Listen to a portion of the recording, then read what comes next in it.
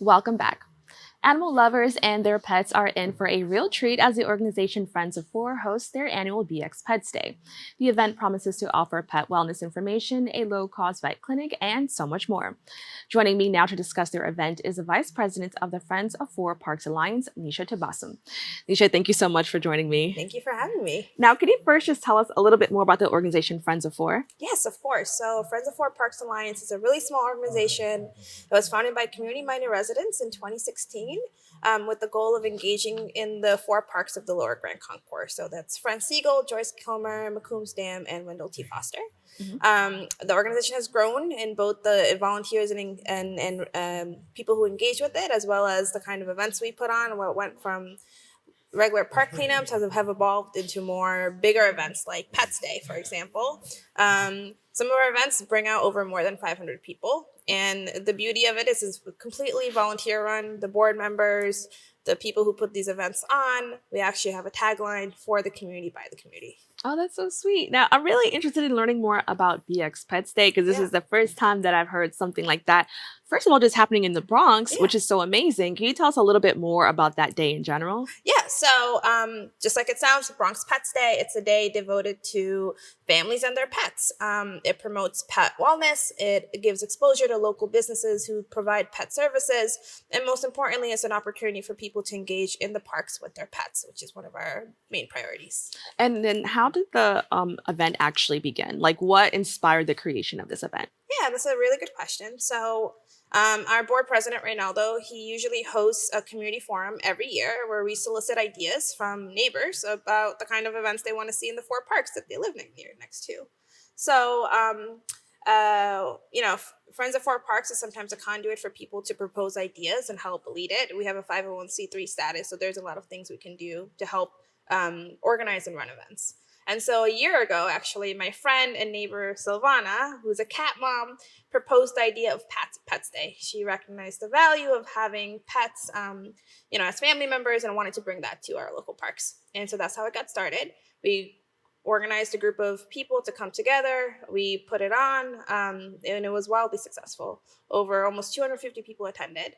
We had dozens of pet vendors and businesses, and we had over, I think, 25 volunteers from in the Bronx, outside of the Bronx, come and help put it together. And we've had people ask if we can do it again, and here we are. Oh, that's amazing. I think that's always a great thing. Like, if you put something on and people are like, when's the next one? It means you're really connected with the community. So that's amazing. Now, I know that the day, just in general, will promote pet health, education, and so much more. Can you just expand on what attendees will learn more about? Yeah, as of now, we have over 23 vendors who's coming to Pets Day. There are multiple of services from pet grooming, there's vaccine drives, there's dog licensing, pet waste management. We'll have other vendors selling merchandise and jewelry, for example. There'll be a dog competition, and there'll be a campaign encouraging people to pick up after their pets when they're in the park. I think the most important thing is that they get to engage with their pets and get exposure to these businesses. Now, I wanted to touch on animal licensing. I'm not a pet owner, so this is pretty new to me. But I think a lot of people, like if you walk the streets, or you may have a friend, who has some animals, or like maybe their cat had kittens. Can you just talk about the importance of making sure that if you do get a pet, that there needs to be animal licensing involved? Yeah, so there are a lot of great benefits to getting your pet's license. For example, if you lose your pet, it helps to identify your pet. When you're with your dog and you have your dog off leash, there's the security of knowing that your dog is licensed. I've also heard that it simplifies medical appointments if there's a record of their pets in the system. It's facilitated by the New York City Department of Health. They have a dog licensing bureau. You can actually get your application started at our event, but normally you can apply online for a modest fee, and I think the license is valid for a couple of years. Okay. Now, I also wanted to touch on just about pet health and education. Yeah. So sometimes I'll scroll online and I'll see some like really cool things and I'll share it with people. Even though I don't have pets, I'm like, you should know this. Like one thing I learned was that like when it's really hot outside, your pet's paws could be very sensitive. What are some other things that a lot of pet owners may not know, but that they should know just about, taking care of their animal in general? As it relates to the park, I think being mindful of where you walk your dogs. One of our biggest value is that we promote cleaning up after the parks, so that way it's safe for humans and it's safe for pets. And so, making sure to assess the area that you're in and there's not any needles. That is a big problem in some of the parks that we have, that there's not broken glass. And, we've heard stories where dogs have stepped on broken glass and they've ended up in the vet with like a massive bill. Oh, wow. I didn't even think about that. So thank you so much for sharing. Now, Mhm. I wanted to kind of expand on that. How does the support of animals just aid in your overall work towards keeping our parks clean and family friendly? Yeah. So, like I mentioned, Friends of Four Parks, we host a variety of different events. And the idea is to have these events in the parks so people can see the potential of what the parks offer, as well as engage with it with care. And so, Pets Day is just one event out of many that we organize. And it's a really fun event. We live in a neighborhood that has a lot of pets. I've met a lot of friends that way. We were just walking our dogs. And I think it's a great way to bring all of our neighbors together and celebrate something that we all have in common. Now, what can pet owners do to ensure that they're doing their part just to make sure that our parks are safe, clean, and just family friendly overall? Yeah, like I mentioned, really cleaning up after your pet. There's been instances when I've stepped on dog poop. I know other people who stepped on dog poop. Really doing your part to keep the parks clean. And it's not just pet owners, it's people in general. There's a lot of litter, and we host park cleanups often, get the neighbors involved to clean up our parks. If you see broken glass or don't put glass in an area where there's potential for an accident, and really engage in taking care of the parks. Bronx is the greenest borough. I think we are very proud of that. 24% of the Bronx is covered with parkland, actually, more than the other boroughs. And we get the least amount of services. And so, it's really important for our neighbors to also get involved in keeping our parks clean. Now, I'm really glad that you mentioned that because I did want to talk a little bit more just about parks in general. Hmm. And you mentioned litter, which I understand is like a huge problem just for New York City overall, but definitely could feel like like a bigger problem in the Bronx. Can you just talk about some of the efforts your organization does to just get people to be more aware about that? Yeah, we host park cleanups often in the four parks that we represent, and so that's one way to bring people out.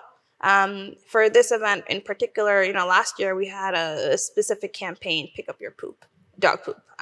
So that's one way.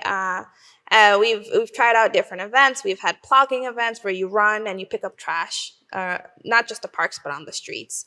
And so I think getting people to engage in the parks and seeing the value that the parks brings them makes them more excited to take care of them too. And I'm glad that you mentioned the value of parks. We see that so many people now that it's getting summer, nicer, and we're inching towards summer. More people are going to be utilizing their parks. Hmm. So clearly there is value in there. What else can people do just to let the city know and just to let other community members know that, this is our space and, we want to keep it clean. And this is something that we value a lot. It's as simple as bringing trash bags with you or a bag with you where you put your trash in your bag instead of throwing it out. I think one other thing people can do is lobby their local council members to put in more trash cans, for example, or state senators or assembly members. We did that for one of the parks and we got an increased amount of trash cans, and that was actually really helpful. And I think another thing is get to know the people who clean up your parks, like also like the agency staff. They do really hard and valuable work. Engage with them and talk to your neighbors about keeping your parks clean. Sometimes the domino effect, when you see more trash just ends up becoming the case. But when you see more people actively doing their part in keeping the park clean, it reinforces a mindset that, oh, maybe I should do the same. Right. And I think that I know that a lot of organizations just around the Bronx have been doing things to beautify the area Hmm. because when you see that the place you live is clean and beautiful, you kind of want to treat it with a little bit more respect. So I'm so glad to hear that's just part of the work that you guys are doing just to make sure that people are keeping the area clean. Hmm. Now, I also wanted to mention just Bronx businesses because the BXPets Day is also going to highlight some Bronx businesses. Can you talk a little bit more about that? Yeah, so we have over 23 vendors and businesses coming through. A lot of them are local businesses and they're people of color. And I think for us, it was really important to highlight the local services that exist in our neighborhood. It's so rich with so many different initiatives and ventures. And we wanted people to have exposure to that. And I think it's important to invest in local businesses, especially if they're run by people of color. We don't charge a vendor fee. We just want people to come offer their services. And in return, our residents get exposure and they have a great time. And I also think that this is new for me. I didn't even know the Bronx had like pet businesses or businesses that specialize, in animal care. Can you tell us about a few of the businesses? Because I think most people just think, these large corporations when it comes to pet care, but there's so many local things. So can you talk a little bit more about Yeah, that? I can give you like a couple of the vendors that will be there. There will be a vendor who sells uh, human ice cream, but as well as like dog ice cream. It's called Playa Gelato. They're actually located in the Mont Haven section of the Bronx. There is one organization called Where to Pet Dispatch, where they actually provide pet transportation services, which is really cool. Mhm. There's a couple of other organizations like Gatos, where they sell jewelry for humans, and the proceeds go towards cat rescue organizations. Oh my God, we have so many. And then we have a couple of veterinary hospitals. Like we have Bronx Veterinary Center who will be coming through to talk about the services that they offer. Um, yeah, it runs the gamut. I can give you a whole list.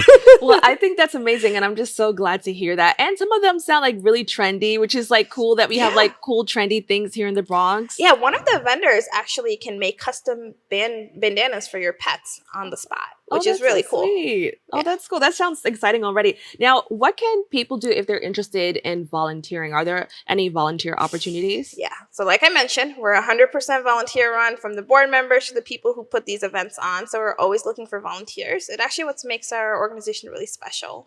And so, if people go to our website, friendsof4.org, it's the number 4, get on our mailing list, and we'll have tons of opportunities coming to your inbox very soon. We have a couple of other events that are coming up in the fall. And can you just talk a little bit about some of those events? Yeah, of course. So, we have some standing programs, and then we have some special programs. We have a Yoga in the Park series on Saturdays at 9 a.m. at Francigo Park. It's free and accessible to everyone. We have a musical program for kids at Joyce Kilmer. And then aside from that, we have an annual 5K, which is a run through all of the 4 parks that's going to be happening in the fall. And then we have our signature Halloween event, which started off really small but has grown to over like 500, 600 people attending. And that's going to be in October. That's amazing. All these things sound so awesome. Like, I guess just from your standpoint, what do you like most just being a part of this type of community? I think like the South Bronx is probably one of the best places I've lived. And it's because I got involved with this organization just volunteering during my free time. And I got to meet so many like minded neighbors who have become really dear friends. That's amazing. And I'm glad that you said that because I think the Bronx sometimes gets a negative reputation. But there's just like so many gems and like so many amazing things that you can find in the community. And so I think it's like amazing that you mentioned that. So Yeah, and I think it's important to show like, hey, we have nice things in the Bronx. You don't have to go into the city or to Brooklyn to find Right. things. Like we can make our borough just as enriching and beautiful through the events that we put on. Well, I want to thank you so much for joining me and having Of this course. conversation. Thank you so much. We have to take a quick break, but we'll be back with more open right after this.